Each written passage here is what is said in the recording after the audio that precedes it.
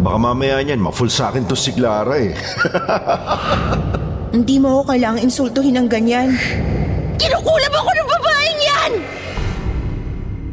Sandugo Festival Karibal.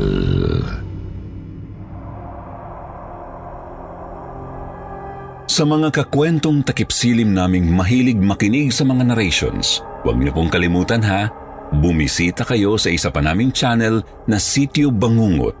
Puro narrations na ang ilalagay namin doon para po ito sa inyo sa mga gustong makinig ng mga kwentong pampaantok. Ito na ang pampatulog nyo tuwing 8 p.m. ng gabi. Huwag niyo pong kalimutan.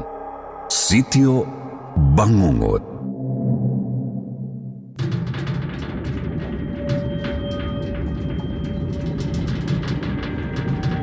Ito ang katotohanang bumabasag sa mga hirayang nakatago sa ugat ng isipan.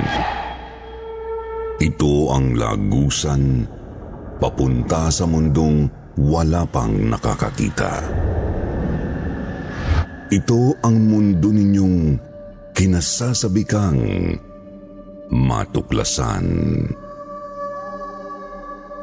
Sa mundong pilit mong tinatalikuran ang nakaraan, hinahabol ka pa rin ng alaalang pinagmulan ng lahat ng puot at galit na sadyang humihila sa iyo pabalik sa sinumpang nakaraan. Papunta sa kailalimang puno ng misteryo at hiwaga.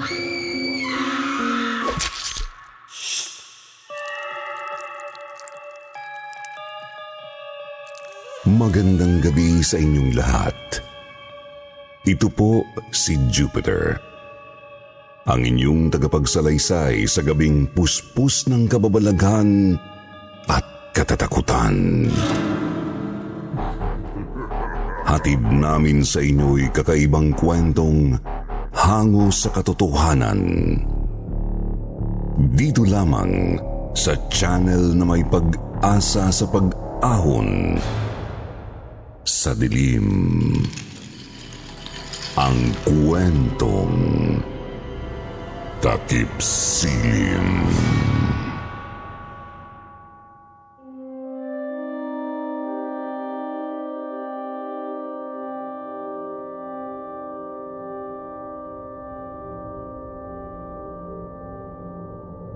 Magandang gabi sa lahat, lalo na sa mga taong bumubuo at nasa likod ng channel na Kwentong Takipsilim. Itago niyo na lang po ako sa pangalang Gladys. Hindi ko tunay na pangalan. Ang totoo ay isa sa mga kwento sa channel niyo ang nag-inspire sa akin na magbahagi rin po ng kwentong galing mismo sa aking nakaraan. Na kahit anong pilit kong kalimutan, ay hindi ko naman po magawa dahil hanggang ngayon, may iniwan pa rin itong bakas sa aking pagkatao. Nangyari po ito eksaktong mga 8 taon na rin ang nakakaraan. Buwan din po ng July noon, at naisipan kong imbitahing magbakasyon sa probinsya namin ang mga kaibigan ko. Pati na rin ang best friend kong si Dennis na matagal ko na pong lihim na hinahangaan noon. Nagkataon kasing noon din ay nagaganap ang Sandugo Festival sa lugar namin sa Tagbilaran City, Bohol. Kaya marami kaming pwedeng pasyalan, puntahan at pagkasiyahan ng mga kaibigan ko. Nang mga panahong yun po ay naisip ko na rin sanang umamin kay Dennis tungkol sa totoong nararamdaman ko sa kanya. Lalo pat sa sobrang lapit namin noon sa isa't isa ay umasa akong gusto rin niya ako. Pero ganun na lang po ang pagkadismaya ko. Nang pagdating nila sa amin, ay mauudlot pala ang plano ko dahil sa babaeng kasama ni Dennis.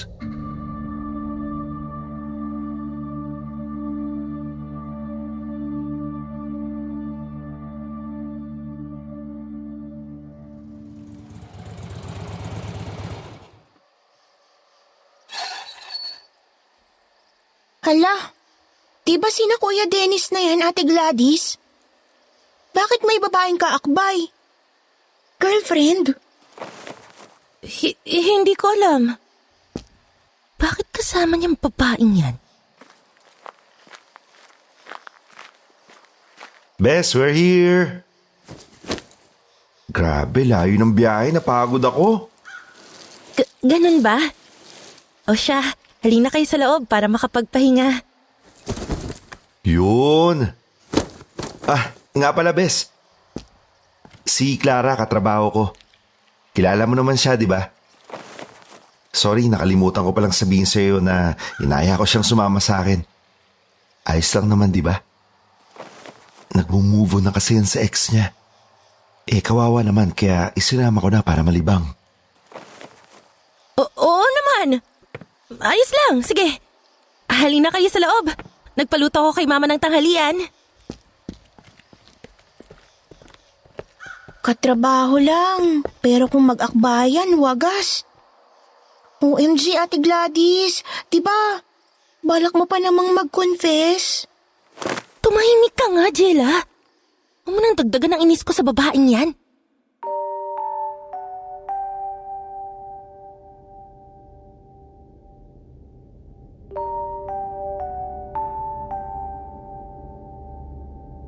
Si Clara ang babaeng matagal ko nang kinaiinisan, Sir Jupiter.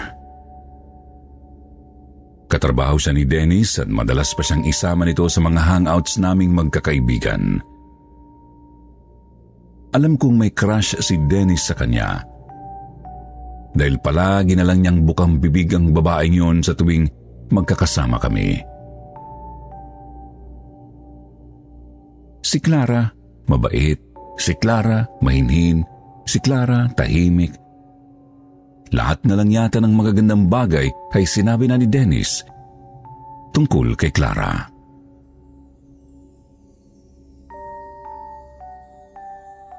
Noong una hindi naman ako gaanong apektado kahit na alam kong may kaunting crush si Dennis dito dahil alam kong ang may boyfriend si Clara. Pero nang malaman ko mismo sa kanya na nag-move on ng araw ang babae, ay talagang nakaramdam ako ng matinding insecurity. At yun ang hindi ko matanggap.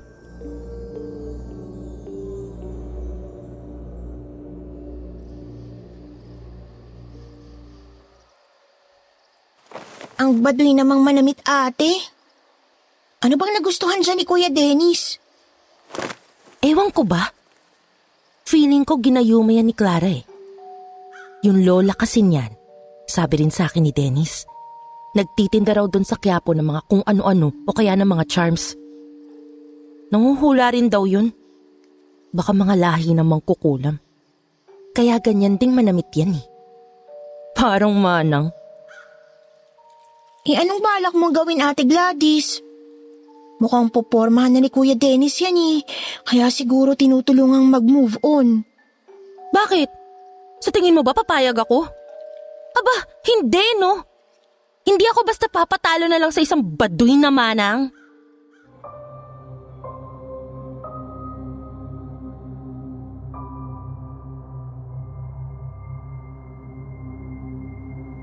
Aaminin ko, Sir Jupiter.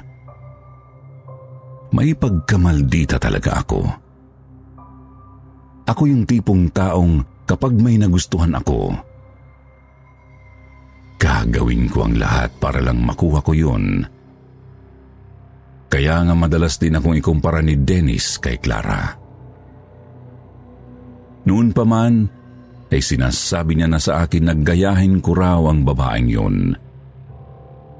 Maging mabait daw ako sa kapwa at maging mapagpasensya. Bagay na lalo namang nagpalaki ng matinding inis ko kay Clara. Dahil doon hindi na ako nakapagpigil pa. Ilang araw pa lang simula nang dumating sila sa amin, ay pinakita ko na agad kay Clara na hindi siya welcome sa bahay namin.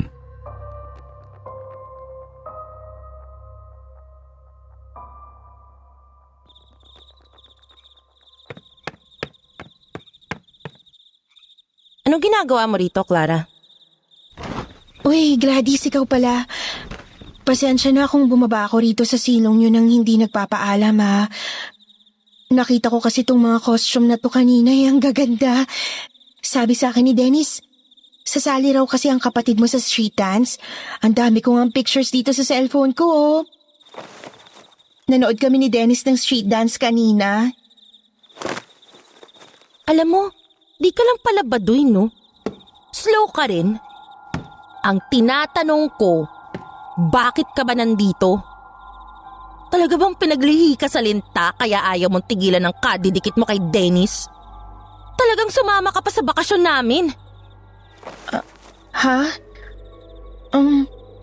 Anong sinasabi mo, Gladys? Inaya ako ni Dennis dito. Sus, wag ka na nga magmaang-maangan dyan. Alam ko namang nagpaawa ka lang kay Dennis kaya kanya isinama rito. Tingin mo siguro may gusto siya sa'yo, no? Okay ka lang. Nasubukan mo na bang tumingin sa salamin? Di kayo bagay, manang. Kaya alam mo, kung ako sa'yo, lalayuan ko na si Dennis habang maaga pa. Kundi masasaktan ka lang. Gladys, mali naman yung iniisip mo. Walang namamagitan sa amin ni Dennis kung yun ay kinakaselos mo. Selos? Ang kapal naman ng mukha mong mag-assume na magsiselos ako dahil sa'yo. Ayoko lang na may namamantala sa kaibigan ng best friend ko. Kasi baka mamaya sa sobrang kaasa mo na magkakagusto sa'yo si Dennis, maisipan mo siyang gayumahin gamit ang mga paninda ng lola mo. Alam mo, Gladys, kung ayaw mo sa akin, pwede naman ako umalis na lang dito eh. Hindi mo ako kailangang insultuhin ng ganyan. Para ano? Para may parating mo kay Dennis na inaapi kita ko, no? Para makapagpaawa ka na naman? Pasasamain mo ako sa harap ng best friend ko? Sige lang, Clara. Dun ka naman magaling, di ba?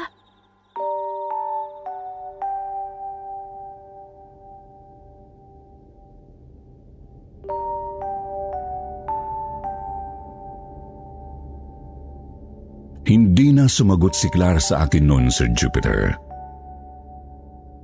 Umalis na lang siya sa harapan ko nang umiiyak. Naiwan ako doon sa silong ng ancestral house namin na nakapamewang pa. Napangisi pa ako dahil sigurado akong madadala ng dumikit si Clara kay Dennis. Aalis na sana ako doon para bumalik sa loob ng bahay nang bigla naman akong makarinig ng kaluskos.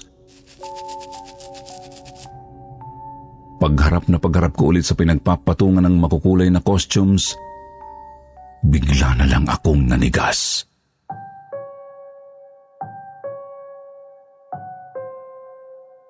Nakita kong gumalaw yung isa sa mga costume. Tumayo ito na parang may sariling buhay. Tapos bigla na lang akong nakarinig ng sigaw, isang malakas na sigaw ng boses lalaki.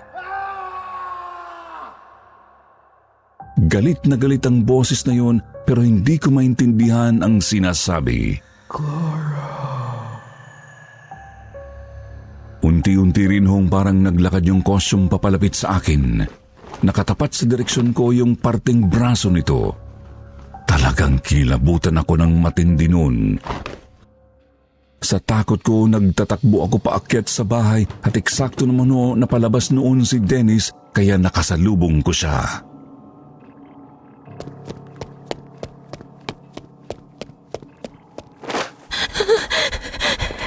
Oh, Bes, bakit hinihingal ka dyan?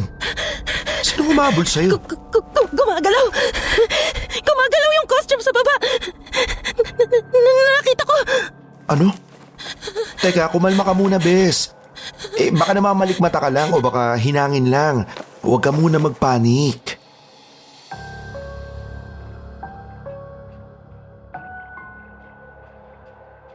Inalalayan ako ni Dennis papunta sa salas para makaupo ako. Nadaanan pa namin noon si Clara na nasulyapan kong hawak-hawak yung kwintas na palagi niyang suot habang parang bumubulong.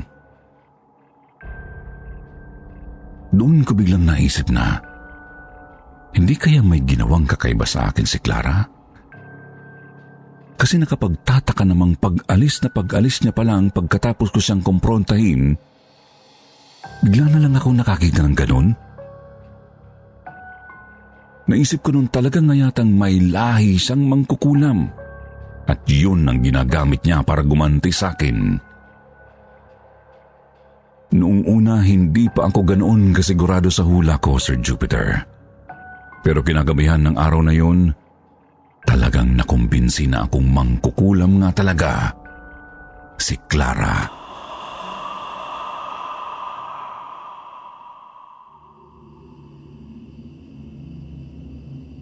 Natutulog na ako sa kwarto ko. Mag-isa lang ako dahil marami namang kwarto sa ancestral house na yon ng lola ko, kaya kahit magtig-iisa kami ng tutulugan ay ayos lang. Luma na ang design noon, pero alagang-alaga. Kaya hanggang ngayon, nagagamit pa rin. Mga hating gabi na noon, bigla akong naalimpungatan dahil naramdaman kong may kung anong malamig at mamasamasang bagay na dumadampi sa balat ko. Kaya kahit na antok po ako ng mga sandaling yun, pinilit kong imulat kahit ang isang mata ko lang. Pero halos pumutok po ang ugat ko sa leeg nang mapasigaw ako dahil sa nakita ko. May isang imahen na parang tao ang nakadagan sa ibabaw ko at hinahaplos niya ang bandang leeg ko. Punong-puno ng dugo ang buo niyang katawan simula ulo hanggang paa. Pero kitang-kita kong nakatitig siya sa akin ng masama. Gusto ko sanang tumakbo noon pero hindi ko magawang tumayo dahil napakabigat po nito. Wala rin akong nagawa nang bigla na lang niya akong sakalin.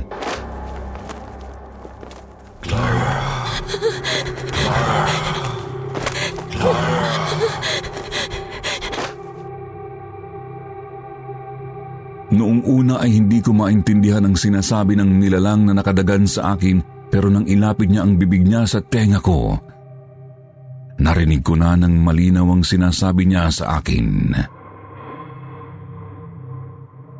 Clara.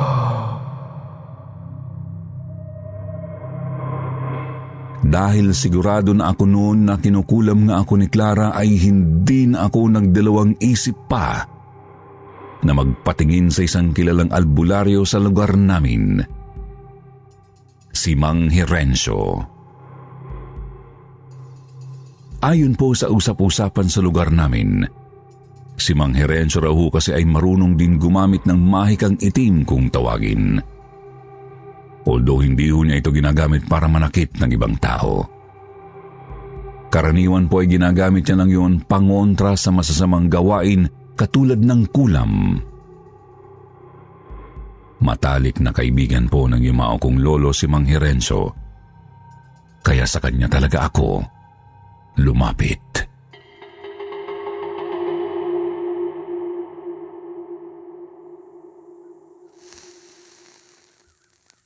Base sa kwento mo, Iya, mukhang kinukulam ka nga. Nakita mo kamong bumubulong sa hangin yung babae noong una kang may maramdamang kakaiba. Opo, Mang Herencio. Please po, tulungan niyo ako. Paano ko ba kukontrahin yun? Pasensya ka na, Iha. Matagal na kasi akong huminto sa panggagamot dahil mahina na ang katawan ko. Ang tanging magagawa ko na lang ay turuan kang ibalik sa kumukulam sa iyo ang ginagawa niya. Kahit ano po, Mang Herencio. Gagawin ko po. Maraming salamat.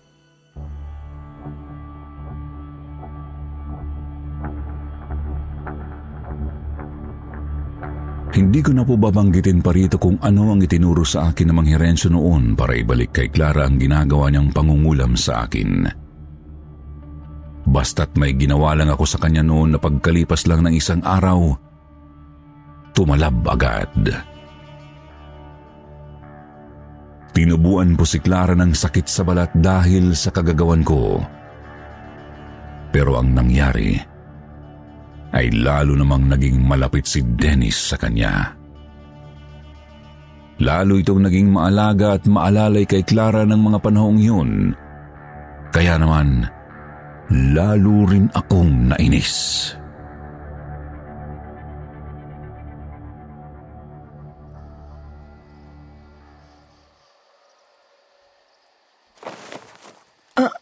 Ako nang maglalagay ng cream, Dennis. Nakakahiya naman sa'yo eh. Baka mahawa ka sa akin. Ano ka ba? Sabi nung kaibigan kong dermatologist, hindi raw yan nakakahawa.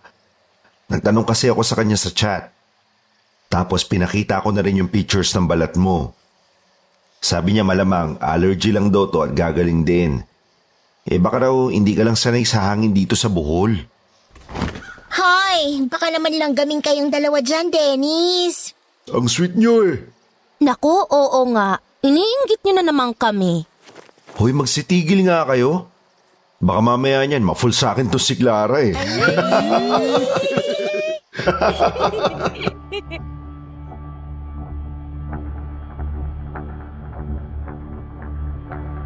Sa sobrang inis ko po noon dahil sa nakikita kong trato ni Dennis kay Clara, talagang nakaisip ako ng masama. Bilin pa man din sa akin ni Mang Herencio ay gagawin ko lang daw ang itinuro niyang ritual kapag nakakaramdam ako ng kakaiba o may masamang nangyayari sa akin. Dahil pag nagkamali daw ako, baka tumalbog lang sa akin ng ginagawa ko. Pero dahil naiinis ako noon ay nagtago ako sa kwarto ko at sinimulan kong dasalan yung gamit ni Clara na nakuha ko sa tinutuluyan niyang kwarto. Hindi pa man po ako nakakapagsimula noon, Sir Jupiter, naramdaman ko nang may presensyang bigla na lang tumayo sa likuran ko. Pagharap ko po. Bigla na lang niya akong sinakal kaya hindi ko na nagawang sumigaw noon. Nakita ko na naman yung lalaking duguan. Pagkatapos hinawakan nito ang ulo ko at hinagis ako sa kabilang side ng kwarto. Galit na galit ang nilalang na yun at hindi ko alam ang dahilan.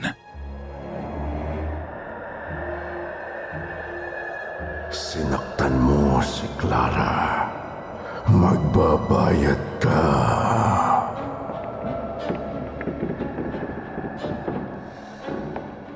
Bigla na lang umangat yung isang upuang kahoy na nasa loob ng kwarto ko at akmang ihahagis na yun sa akin ng lalaking duguan nang sa wakas ay nagawa ko ring sumigaw.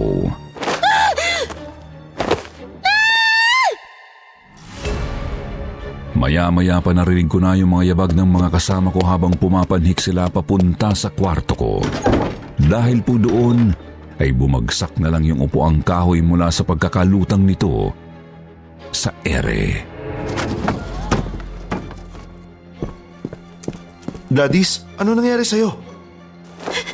Si Clara! Kinukulam ako ni Clara! Ilang beses na may lalaking duguan na nagpapakita sa akin simula nung kinumpront ako siya sa silong. Kinukulam ako ng babaeng yan! Gladys, ano bang sinasabi mo? Hindi naman ako marunong mangkulam. Bakit ba pinagbibintangan mo kami ng lola ko? Kunwari ka pa eh! Paano mo ipapaliwanag itong mga pasasaleeg ko na nakuha ko doon sa lalaking nagpakita sa akin? Sinabi niya na huwag daw kitang sasaktan. Nagalit siya na inaapiro kita. Lalaki? Anong itsura ng lalaking sinasabi mo, Gladys? Eto bang nasa picture?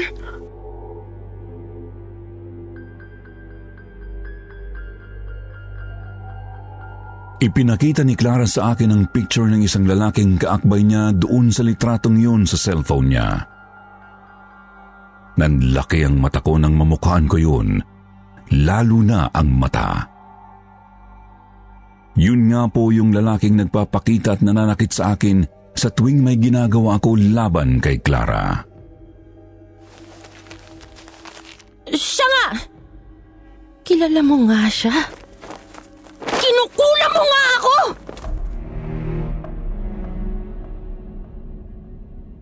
Pero bigla na lang hong napaupo si Clara at humagulhol.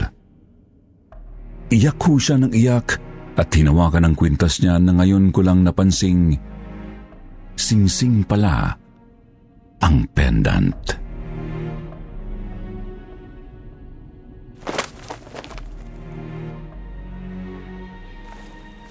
Hindi kita kinukulam, Gladys. Yung lalaking nakikita mo, siya ang ex-boyfriend kong si Marvin na dito ko rin nakilala sa Tagbilaran. Dito kami unang nagkita. Dito naging kami at dito niya rin sana balak mag-propose sa akin bago siya na-aksidente nung nakaraang taon. Kaya ako sumama kay Dennis dito kasi gusto kong balikan ng lugar na to. Taga rito rin kasi siya, Gladys. Kaya pala nagpakita siya sa panaginip ko nung isang gabi at sinabi niya sa akin na poprotektahan niya raw ako. Laban sa'yo.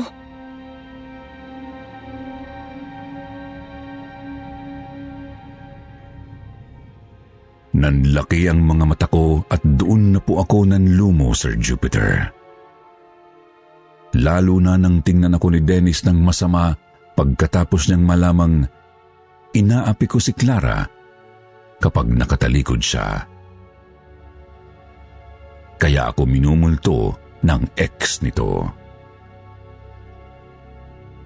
Hindi rin kasi talaga sinabi ni Clara sa kanya ang nangyari sa pagitan namin. Bigla ho akong nakonsensya sa mga nagawa ko. Pero hindi ko na yun mabawi pa. Kahit po si Mang Herencio ay nagalit sa akin nang malaman niya ang totoo.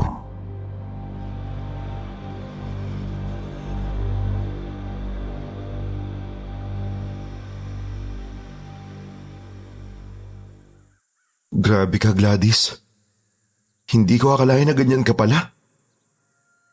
Nakapagsisisi na ikaw pa yung nagustuhan ko.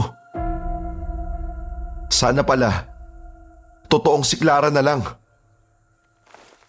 Anong ibig mong sabihin, Dennis? Gusto mo ako? No. Nung hindi ko pa alam na kaya mo palang manakit ang ibang tao, makuha mo lang ang gusto mo. Simula ngayon, huwag na tayong magkita, Gladys. Tapusin na natin lahat dito. Total, nakahingi ka na naman ng tawad kay Clara at tinanggap niya yon dahil mabuting tao siya. Ayos na yon. Yung sa atin, huwag ka nang umasang pwede pang bumalik yon.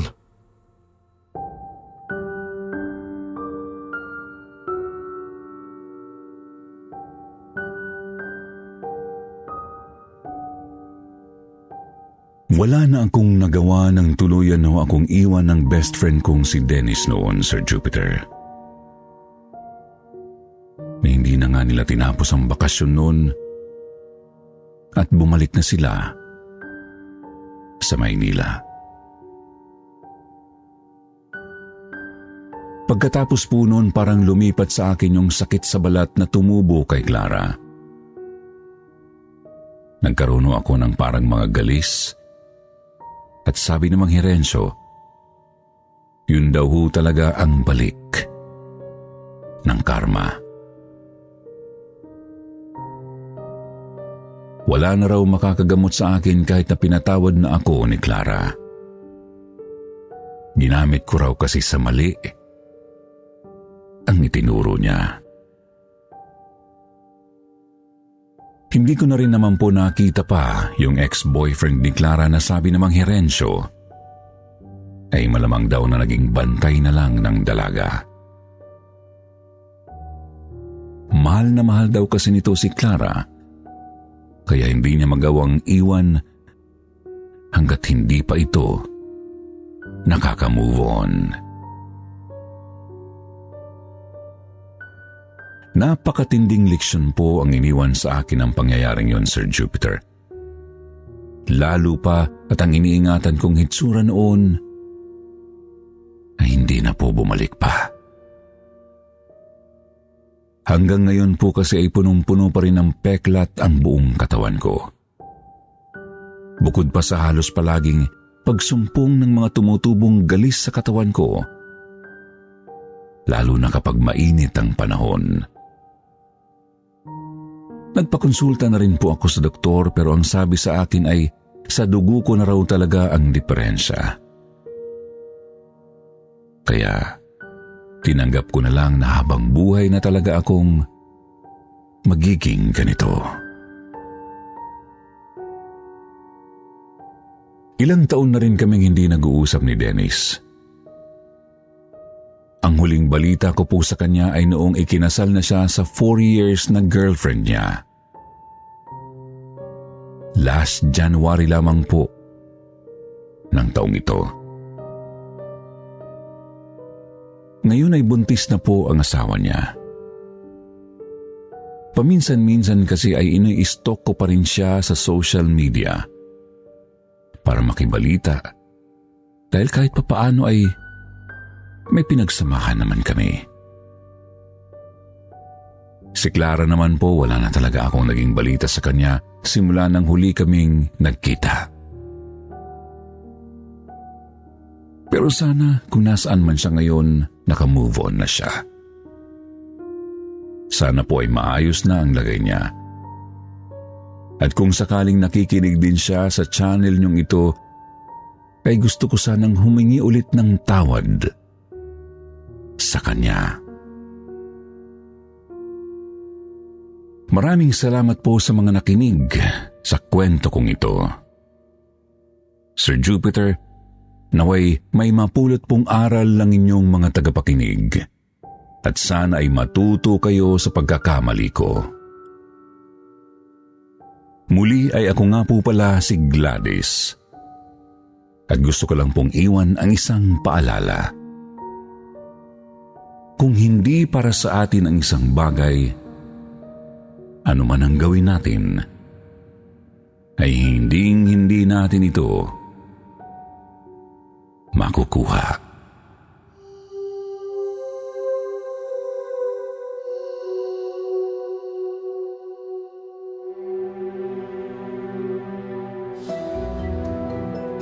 Ngayon naman, dumako na po tayo sa paborito nating shoutout portion. Shoutout going out to Daddy Paul Canapi, Chris Colayo, Clifford Diagan, Maria Cristina Cetre, Jenny Peru, Rosa Cusinera, Nancy Mercado, Alejandro Calianta, Mary Joy Mendoza, John Carlo de la Paz, at Derry Go. Basa naman tayo ng pinakamagandang comment galing kay Marikit TV. Shoutout sa bago naming tagapakinig. Enjoy po kayo ha. Sa mga hindi po nabanggit, sa susunod na lang po. Huwag niyo pong kalimutang mag-reply sa comment para ma-shoutout ang pangalan niyo. Muli po, mula sa bumubuo ng kwentong Takipsilim at Sitio Bangungot, ito po ang inyong lingkod, si Jupiter Torres. Nagpapasalamat.